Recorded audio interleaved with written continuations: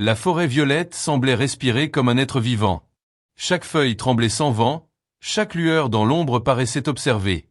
Une brume lumineuse glissait au sol, comme des doigts qui cherchaient à toucher. Le capitaine Élie Moreau avançait lentement, son souffle court, son cœur battant plus vite qu'il ne l'aurait voulu. Il n'était pas en mission officielle, seulement en repos. Pourtant tout, dans cette forêt, donnait la sensation d'un piège. Un craquement sec, juste derrière lui. Il pivota d'un geste brusque, les sens en alerte. Rien. Seulement des fleurs transparentes qui pulsaient, comme si elles avaient un pouls. Il fit un pas. La lumière du sol réagit, comme si la terre elle-même répondait à sa présence. Un silence profond, presque religieux, envahit l'air. Puis il vit quelque chose. Ou plutôt quelqu'un. Une minuscule silhouette, couchée dans l'herbe violette, immobile, fragile, entourée d'éclats cristallins. Elle était à peine plus grande qu'une poupée. Sa peau lavande reflétait la lumière comme si elle était faite de brume solide. Ses cheveux, longs et violets, se mêlaient aux plantes. Une créature endormie ou inconsciente. Élie sentit son cœur se serrer, une étrange émotion naissant entre la curiosité et la crainte. Il s'accroupit doucement, tendit la main, hésita. La créature semblait si vulnérable qu'il avait peur que le simple fait de la toucher la brise. Pourtant, il approcha ses doigts et effleura son bras minuscule. Ses yeux s'ouvrirent. Deus Galaxies em Rotation. Pas des pupilles. Pas des yeux ordinaires. Des univers entiers semblaient briller dans ce regard. Et soudain, la petite créature poussa un cri aigu. Es Ultiplite. Nemi mangue pas. Je ne suis pas délicieuse. Je suis trop amère. Élie resta figée, incapable de répondre. La petite tremblait, ses mains minuscules tentant de protéger son visage. Je ne mange pas les êtres vivants, murmura Élie avec douceur. Je te promets que tu ne risques rien avec moi. Elle resta tétanisée quelques secondes, ses grands yeux fixés sur lui comme si elle cherchait la vérité dans ses paroles. Puis elle respira plus lentement, moins paniquée, encore méfiante mais vivante. C'est ici que vous regardez cette histoire. Une petite alien terrifiée, un humain perdu, un destin qui change tout. Bienvenue à vous, et si vous aimez ce genre d'histoire, abonnez-vous à ma chaîne, cela m'aide énormément. La créature finit par murmurer. Je m'appelle Lila. Sa voix ressemblait à une cloche fine, presque musicale. Élie sourit légèrement. Je suis Élie Moreau. Et je ne suis pas un mangeur de petits êtres. Lila tordit ses doigts, gênée, puis osa lever à nouveau les yeux vers lui. Chez nous, on raconte que les géants dévorent les peuples minuscules, surtout quand ils sont beaux. Élie cligna des yeux, surpris. Beaus?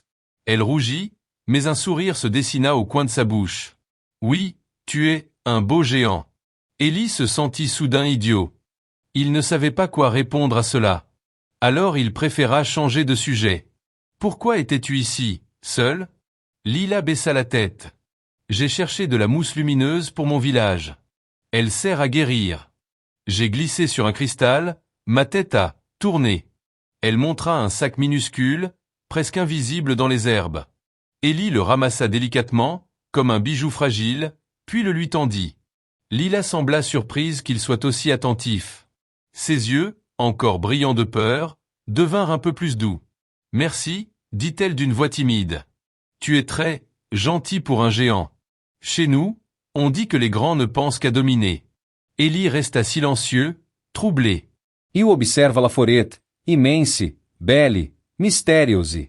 Il comprenait pourquoi ces créatures se cachaient. Elles étaient vulnérables, minuscules, perdues au milieu d'un monde géant. Lila observa autour d'elle, nerveuse. Je dois rentrer, mais je suis encore un peu faible. Ma te torne. Elle parla alors doucement, comme si elle avait peur que sa demande soit mal reçue. Tu peux rester avec moi, seulement un moment? Jusqu'à ce que ça passe? Élie s'assit sur un tronc violet, posa Lila délicatement sur son genou, comme on pose un oiseau blessé. Elle s'y installa avec précaution, les mains posées sur son pantalon, comme sur une table plate. Elle paraissait minuscule, mais très vivante. Elle le regarda longuement, intriguée. Tu viens de quel monde? Est-ce que les humains sont nombreux? Est-ce que vous avez toujours été géant? Élie sourit, amusée par la rapidité de ses questions. Nous venons de la planète Terre. Nous avons voyagé longtemps pour venir ici, pour apprendre, explorer, comprendre d'autres peuples. Nous ne sommes pas des prédateurs. Lila l'écoutait comme si elle découvrait quelque chose qu'elle n'avait jamais imaginé. Alors mes histoires étaient fausses. On nous effraie avec les géants pour que nous restions cachés. Elle posa sa main sur le tissu de son uniforme. Sa paume était si petite qu'on aurait cru une goutte posée sur un vêtement. Toi, tu n'es pas le mal. Ellie sentit une chaleur étrange dans sa poitrine. Pas de l'amour, pas encore. Quelque chose comme la responsabilité. La conscience qu'il venait d'être le premier humain à recevoir la confiance d'une sylphide. Lila reprit, la voix tremblante d'une autre peur. Mon village ne peut plus se cacher. Nous sommes en danger. Ellie pencha la tête. Quel genre de danger?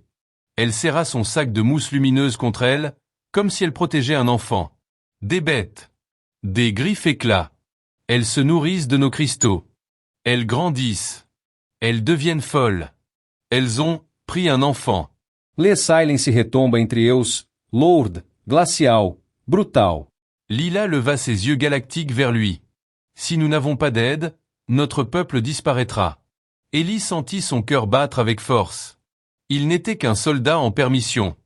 Mais l'humanité ne se prouvait pas seulement en mission officielle. Elle se prouvait dans les choix qu'on prend sans ordre, sans obligation. Il posa sa main doucement à côté d'elle. Je t'aiderai. Lila cligna des yeux, trop émue pour parler. Une goutte de lumière glissa de ses yeux, comme une larme cristalline. Pourquoi? Tu ne nous dois rien. Ellie répondit simplement. Parce que vous êtes vivant. Parce que vous avez des enfants. Parce qu'on ne laisse pas mourir un peuple qui n'a personne pour le défendre. Lila hocha la tête, les lèvres tremblantes. Alors, tu seras notre géant protecteur. Le vent violet passa sur eux, comme si la planète elle-même avait entendu la promesse. La nuit tombait lentement, et quelque part au loin, un rugissement cristallin résonna dans la forêt. Dans le regard de Lila, la peur revenait, mais quelque chose d'autre s'alluma aussi, l'espoir. Ellie ne le savait pas encore, mais son destin venait de changer, et celui de tout un peuple avec lui. Et ce n'était que le début. La nuit s'installa comme une grande toile violette au-dessus de la forêt. Les lumières du sol brillaient davantage, comme si elles voulaient éclairer chaque pas d'Ellie et de Lila. Le silence semblait lourd, chargé d'un souffle invisible. Les plantes vibraient doucement, comme un cœur qui bat peu à peu plus vite. Lila était assise sur l'épaule d'Ellie, tenant son sac de mousse lumineuse contre elle. Elle paraissait minuscule, mais son regard ferme montrait une force inattendue. « Nous devons rejoindre mon village, dit-elle. Avant l'aube, sinon les griffes éclats auront déjà trouvé d'autres cristaux. » Ellie hocha la tête et s'enfonça plus profondément dans la forêt. Chaque arbre semblait briller de pulsations lentes, comme si la planète entière respirait avec eux. Des cristaux émergeaient du sol, certains grands comme des tours, d'autres fins comme de simples bruits. Lila posait parfois la main sur les éclats, murmurait quelques mots, et les cristaux répondaient par un frémissement lumineux, ouvrant des chemins invisibles. « Vous parlez aux cristaux » demanda Ellie doucement. Lila resta silencieuse quelques secondes. « Ce ne sont pas des pierres. Ils nous écoutent. Ils gardent la mémoire de notre monde. Ils nous protègent quand ils le peuvent. » Ces mots étaient remplis de respect, presque d'amour. Ellie observa ces cristaux étranges qui vibraient comme des êtres vivants. Il comprit soudain pourquoi la sylphide parlait d'eux comme d'amis. Ils avancèrent longtemps. La lumière se faisait plus dense, plus puissante, puis ils atteignirent un immense cercle de cristaux, formant un passage naturel, tel un portail. Lila posa ses doigts sur une pierre et murmura. « Le géant est un ami. » Laissez-les passer. Les cristaux changèrent de teinte, devenant d'un bleu profond, puis s'écartèrent légèrement, comme un battement d'ailes invisibles. Une ouverture se forma et ils entrèrent. Au centre, un village minuscule s'étalait comme une cité de lumière. Chaque maison semblait taillée dans un cristal vivant, chaque ruelle scintillait. Des sylphides, aussi petites que Lila, sortirent sur les plateformes. Certains crièrent de peur en voyant Ellie. D'autres coururent se cacher. Des voix s'élevèrent. Un géant. Fermez les portes. Il va nous écraser. Lila se redressa avec courage, se tenant debout sur l'épaule d'Ellie. Ce géant nous aidera. Il n'est pas un ennemi. Il ne dévore personne. Il veut protéger nos enfants. Le village se figea un instant. Une vieille sylphide aux cheveux de cristal s'avança, son regard perçant fixé sur Élie. Ses yeux étaient plus froids que la lumière, mais aussi pleins de questions. « Quel est ton nom, géant » demanda-t-elle. Élie Moreau, répondit-il respectueusement. « Pourquoi aiderais-tu ceux qui ne sont rien pour toi » La voix de la vieille était dure, comme si elle n'avait jamais cru en l'espoir. Élie répondit calmement. « Parce que personne ne mérite d'être abandonné. Parce que des enfants sont en danger. Et parce que Lila m'a fait confiance. Je ne trahirai pas cette confiance. » La vieille sylphide observa Lila, puis Élie, longuement. « Tu risques ta vie pour nous, géant. Si tu échoues, tous mourront. » Élie regarda le village, les familles minuscules serrant leurs enfants contre elle, les toits vibrants, les yeux pleins de peur. « Alors je ne peux pas échouer. » Un souffle traversa le village, comme si le cristal lui-même approuvait. La vieille fit un signe de tête. « Nous avons besoin de toi.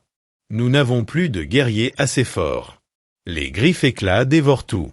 Même nos armes de cristal sont inutiles. Tu seras notre force. » Lila posa une main sur sa joue. « Je savais que tu ne nous abandonnerais pas. » Elle descendit sur une plateforme en sautant légèrement, puis fit signe à Élie de la suivre. « Viens. Nous allons t'entraîner. Tu dois apprendre à parler aux cristaux comme nous. Sans ça, tu ne survivras pas. » Ils avancèrent jusqu'au cœur du village. Une immense pierre brillante se trouvait là, posée comme une source. Lila monta dessus et invita Élie a poser sa main dessus. Ferme les yeux. Respire. Ne force pas, ressens seulement. Élie obéit. Il posa lentement sa paume sur le cristal. La pierre était chaude, puis froide, puis vivante. Comme une respiration. Une vibration douce remonta le long de son bras, puis dans tout son corps. Il entendit alors un son étrange, comme si quelqu'un parlait sans bouche, comme si une voix sortait du sol. Ce n'était pas un mot, mais une sensation. Un appel, une invitation. Élie inspira lentement, la vibration devint plus profonde. Les cristaux autour du village brillèrent en écho, comme s'ils répondaient à ce contact. Les petites maisons vibrèrent, les habitants se turent, observant. La vieille sylphide murmura. Il n'est pas un simple humain. Il entend la pierre. Lila sourit, ému, fier. Je l'ai senti dès qu'il m'a touché pour la première fois. Élie ouvrit les yeux. Le cristal brillait sous sa main comme un cœur vivant. « Je peux apprendre, dit-il. Apprends-moi. » Lila se rapprocha, posa ses petites mains sur ses doigts. « Nous allons apprendre ensemble. Tu ne seras pas seul. » Pendant des heures, il s'entraîna. Lila guidait ses mouvements, ses respirations, sa manière d'écouter. Elle se tenait sur sa main, sur son bras, parfois contre sa poitrine pour sentir son rythme. Elle corrigeait ses gestes avec fermeté mais avec douceur, toujours attentive, toujours concentrée, jusqu'à ce qu'il parvienne à faire luire légèrement le cristal par lui-même. Une lueur timide, mais réelle. Le village applaudit, non pas avec bruit, mais avec lumière. Chaque maison vibra doucement, comme si le monde disait merci. Élie sentit sa fatigue, mais aussi une force nouvelle, un lien avec cette planète, avec ce peuple minuscule. Un lien avec Lila. La vieille sylphide s'approcha à nouveau. « Tu as fait le premier pas. Mais demain, au crépuscule, les griffes éclats reviendront. Tu devras combattre.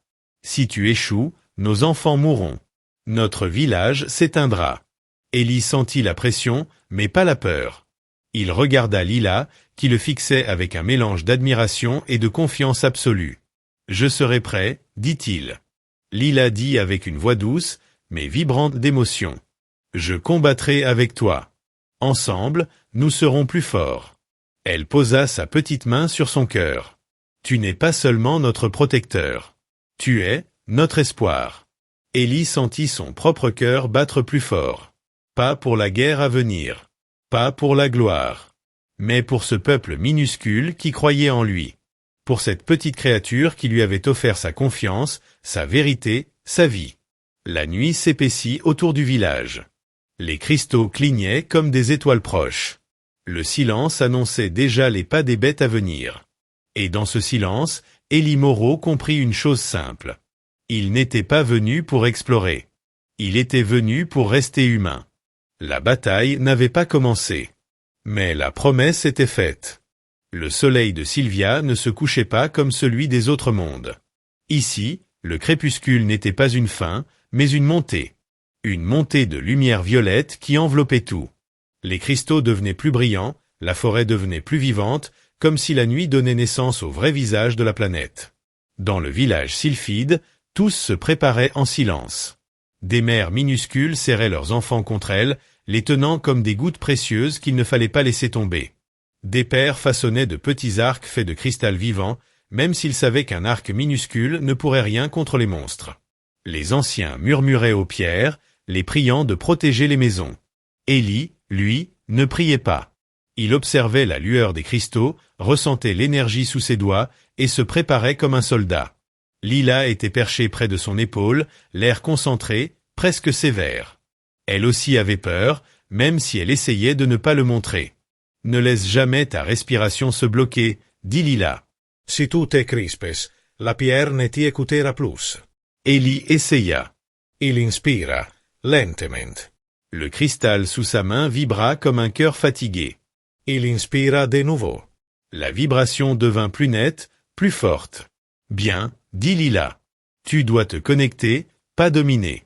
La puissance vient de l'accord, pas de la force. » Egli hocha la tête. L'humain avait été élevé avec l'idée de contrôler. Ici, il devait apprendre à écouter. Il n'avait pas à commander aux pierres. Il devait les convaincre. Les cristaux n'étaient pas des armes, mais des partenaires. Une petite voix se fit entendre derrière lui. « Capitaine géant, vous allez vraiment nous sauver ?» Élie se tourna. Un enfant sylphide, pas plus haut que sa propre main, se tenait là, les yeux larges et brillants, tenant un caillou de cristal comme un doudou. « Je ferai tout ce que je peux, » dit Élie simplement. L'enfant hocha la tête, puis partit en courant. Lila sourit timidement, mais son regard resta grave. « Tu comprends maintenant pourquoi on t'a choisi. Tu ne nous vois pas comme des jouets, ni comme des parasites. » Élie ne répondit pas tout de suite. Il regardait les petites maisons, les visages minuscules qui le fixaient avec espoir.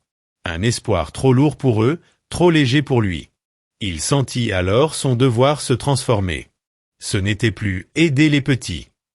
C'était protéger des êtres avec leur propre monde, leur propre dignité. Pas des fragiles. Des vivants. Lorsque la nuit atteignit son apogée violette, tout changea. Un frisson parcourut les cristaux. Une vibration inquiétante, différente. Un grondement sourd. Comme un rugissement étouffé.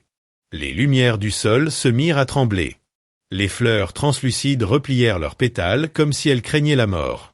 Lila serra la main d'Egli. Ils arrivent. Des griffes. Des pas lourds.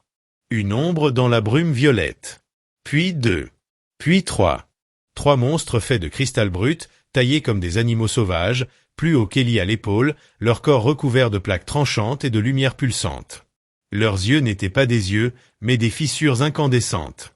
Le premier poussa un cri strident, comme du verre brisé. « Prépare-toi » cria Lila en se cramponnant à son cou. Élie plaça ses mains au sol. Il inspira. La pierre vibra. Lila sur son épaule posa ses petites paumes contre sa peau, ses doigts minuscules guidant ses nerfs, son souffle, son rythme. « Pas de peur, dit-elle. Nous sommes ensemble. Je suis là. Laisse-moi entrer dans ta force. Laisse ma voix t'enseigner. » Il laissa faire. L'énergie monta. Comme une vague qui cherche l'écho d'une autre vague.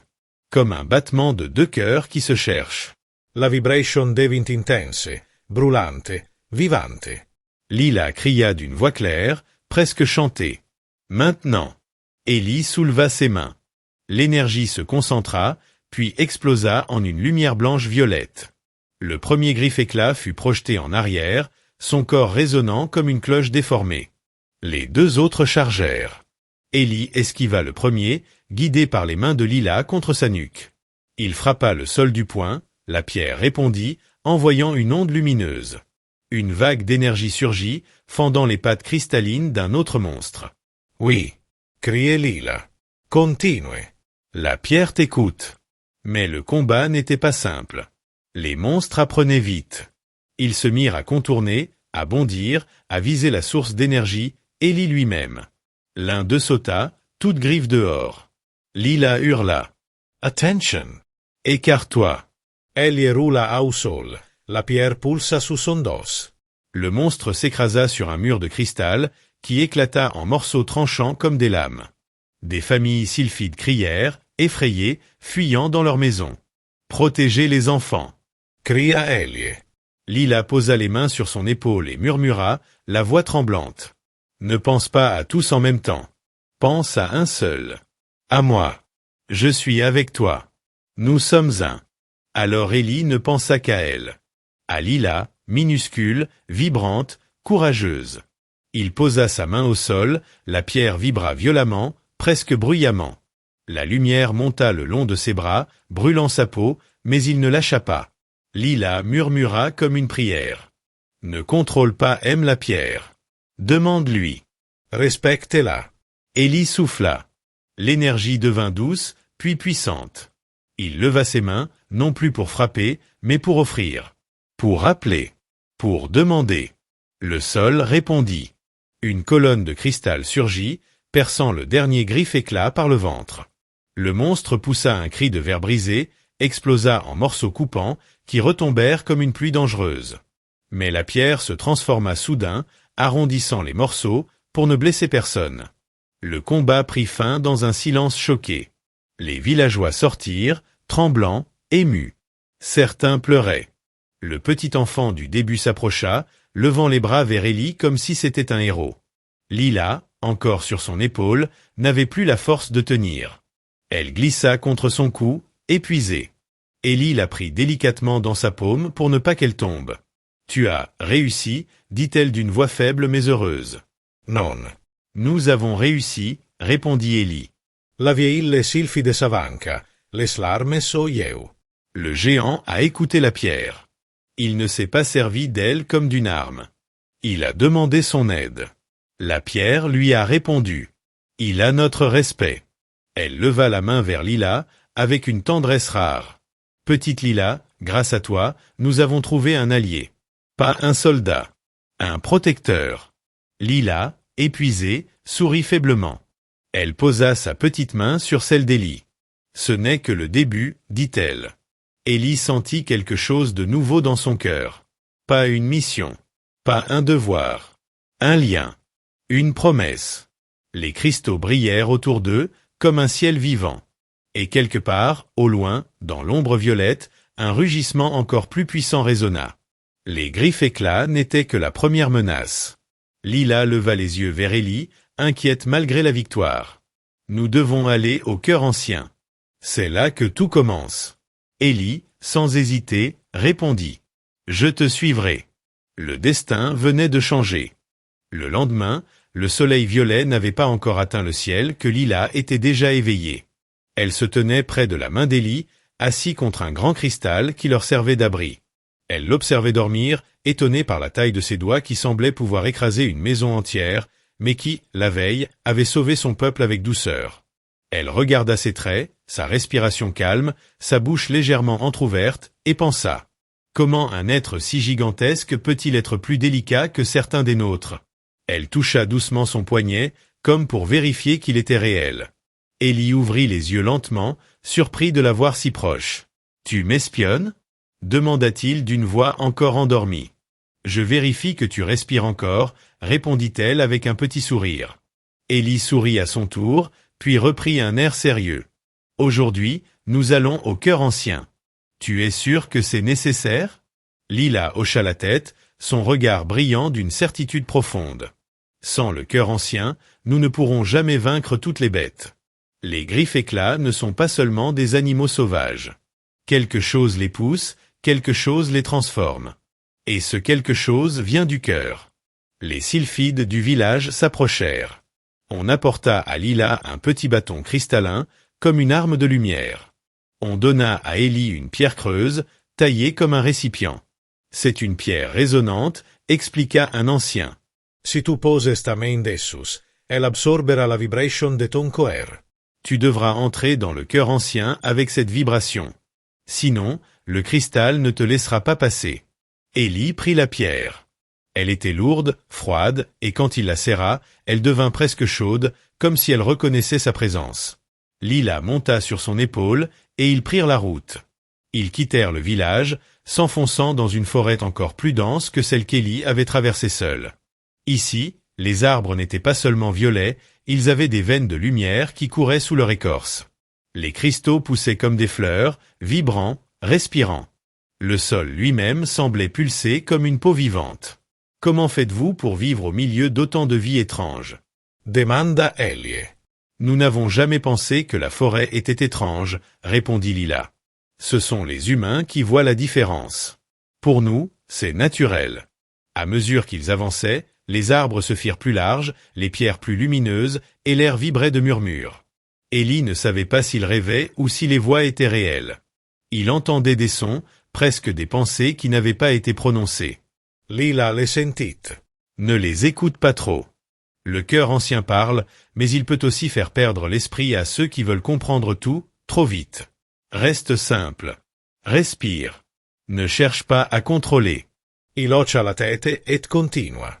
Soudain, le sol s'ouvrit devant eux, révélant une fissure immense, éclairée par une lumière blanche et violette. Lila leva les yeux. Nous y sommes. Le cœur ancien se trouve dans les profondeurs. Élie observa l'entrée. Elle n'était pas un tunnel, mais une gorge vivante, avec des parois qui bougeaient lentement comme des poumons. « On doit entrer là-dedans » demanda-t-il, hésitant. « Oui. » « Et tu dois le faire sans violence. Le cœur ne supporte pas la peur. Il punira ceux qui veulent l'utiliser. Il protège ceux qui veulent comprendre et sauvegarder. » Ils descendirent lentement.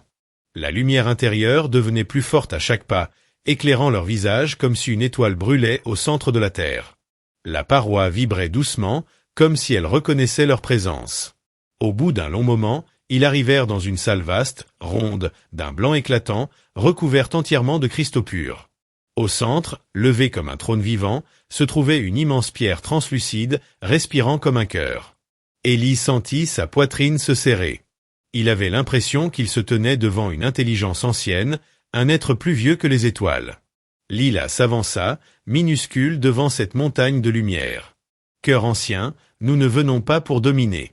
Nous venons pour comprendre. Les griffes éclatent nos familles. Nous demandons ton aide. » Élie posa la pierre résonnante contre sa poitrine, puis contre la grande pierre. La salle entière se mit à vibrer, pas violemment, mais comme un souffle immense qui venait du fond du monde. La lumière devint aveuglante. Lila posa sa main minuscule sur la pierre, Élie posa la sienne juste à côté. La pierre s'ouvrit. Pas comme une porte. Comme un œil. Comme si elle regardait. Comme si elle entendait leur cœur à tous les deux. Une lumière leur tomba dessus, chaude, brûlante, puissante, et leurs respirations se synchronisèrent malgré eux. Élie sentit son corps vibrer, chaque os, chaque muscle, chaque battement. Lila cria son nom, mais ce n'était plus une voix, c'était une énergie qui parlait à travers elle. Élie voulut reculer, mais la main de Lila resta contre la sienne, minuscule mais puissante. Elle cria. « Ne résiste pas. Laisse la pierre te connaître. Laisse-la te reconnaître. » Élie lâcha prise. Alors tout changea. La lumière les enveloppa. Lila hurla, son corps devint pur éclat, puis se mit à grandir, lentement, comme si sa taille se souvenait d'une forme oubliée. Elle grandissait, grandissait encore, son visage se transformait, ses yeux galactiques devenaient immenses, magnifiques, complètement humains en taille, mais inaccessibles en beauté. Elle atteignit la taille d'Élie. Leur monde se redimensionna. Plus de différences écrasantes, plus de fragilité. Elle se tenait devant lui, égale, vivante, respirant fort, surprise par son propre corps. Elle leva les mains, regarda sa taille, sa peau, ses cheveux. Par les cristaux, je suis comme toi, dit-elle d'une voix nouvelle, plus profonde, plus pleine. Elie la regarda. Elle était magnifique, pas seulement parce qu'elle avait grandi, mais parce que son regard était toujours le même. Ce regard courageux, brillant, sincère. Le cœur ancien vibra encore. Une dernière pensée silencieuse sembla traverser la salle. Vous êtes deux. Vous êtes un. Protégé. Pas dominé. La lumière cessa. La salle redevint silencieuse. Élie et Lila étaient désormais deux êtres à taille égale, respirant ensemble, reliés par quelque chose que ni l'homme ni la sylphide ne pouvaient expliquer. Lila posa sa main sur le torse d'Élie, émue. Nous avons été choisis. Élie répondit simplement. Alors nous n'abandonnerons personne. Mais avant qu'il ne puisse sortir, un rugissement résonna depuis l'extérieur, plus puissant que tous les autres. Les griffes éclats n'étaient plus seulement des bêtes. Quelque chose, quelqu'un, les dirigeait maintenant. Lila se tourna vers Élie, désormais à sa hauteur, son regard dur. La vraie guerre commence maintenant. Lila et Élie restèrent un long instant devant le cœur ancien, encore éblouis par ce qu'ils venaient de vivre. La transformation avait changé leur corps, mais aussi quelque chose de plus profond. Le lien qui les unissait était désormais vivant, palpable, comme si leur respiration se répondait. Lila referma docemente em semendouto sem poing. Testança nouvelle force. Ses doigts n'étaient plus fragiles comme ceux d'un enfant. Elle se sentait solide, stable, portée par la puissance du cristal. Mais le rugissement qui avait secoué la grotte ne laissait pas de place à l'admiration. Il arriva comme un coup de tonnerre, répété à l'infini, résonnant dans les parois. Chaque pas à l'extérieur faisait trembler les cristaux. La terre vibrait sous leurs pieds, comme si un nouveau cœur monstrueux battait juste au-dessus d'eux. « Nous devons sortir, dit Élie. S'ils atteignent le village avant nous, tout sera perdu. » Lila hocha la tête, encore un peu étourdi par sa taille nouvelle, mais déterminé. Ils remontèrent le tunnel lumineux. Les parois les effleuraient, comme si le cœur leur donnait sa bénédiction silencieuse. Lorsqu'ils atteignirent l'extérieur, une vision terrible les attendait. Le ciel violet était secoué par des éclats de lumière rouge, comme si la planète saignait. Des dizaines de griffes éclats se rapprochaient du village. Ils n'étaient plus seulement des bêtes. Leur corps vibrait d'une énergie sombre. Leurs yeux n'étaient plus des fissures brillantes, mais des trous noirs, comme si quelque chose les possédait de l'intérieur. Ils sont contrôlés, murmura Lila, horrifié. Ce n'est pas naturel. Un craquement retentit derrière eux. Sur un rocher cristallin, une silhouette se tenait debout. Un ancien sylphide, au corps amaigri, dévoré par la lumière noire, observait la scène. Sa peau avait perdu sa couleur douce, devenant grise comme une pierre morte. Ses yeux brillaient d'une lueur violette malade. Lila le reconnut immédiatement. « Grand sage Virne, tu étais porté disparu. » Le vieillard sourit, un sourire déformé. « Disparu, non. Éclairé. J'ai vu la vérité. Le cœur nous limite. La pierre nous emprisonne. Les sylphides ne doivent pas rester petits. Nous devons devenir rois de Sylvia, pas ses enfants. » Sa voix résonnait comme un écho brisé. Lila recula d'un pas, choqué. « Tu contrôles les bêtes, tu les as rendues folles. » Virne éleva les bras, montrant les monstres comme on montre une armée. Elles sont l'avenir. Elles ne craignent rien. Elles détruiront ce village faible. Et les sylphides renaîtront, plus grands, plus puissants, comme toi, Lila. Tu n'es plus petite. Tu fais partie de mon rêve.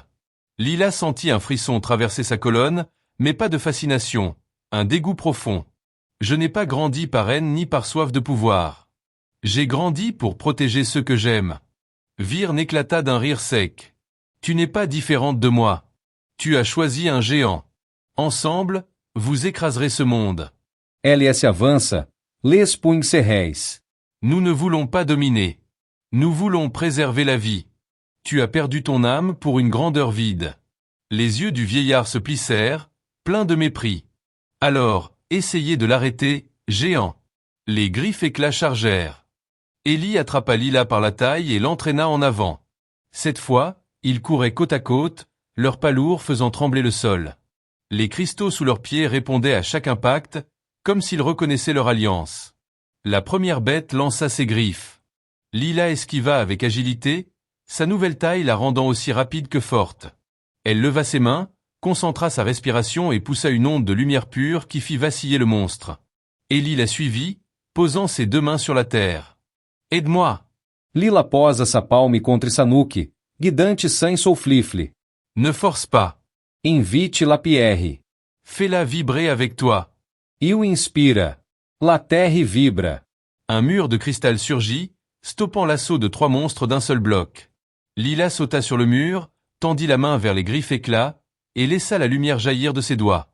Les créatures se fissurèrent, se renversèrent, se brisèrent en éclats de lumière. Virne cria, furieux. « Vous ne méritez pas ce don.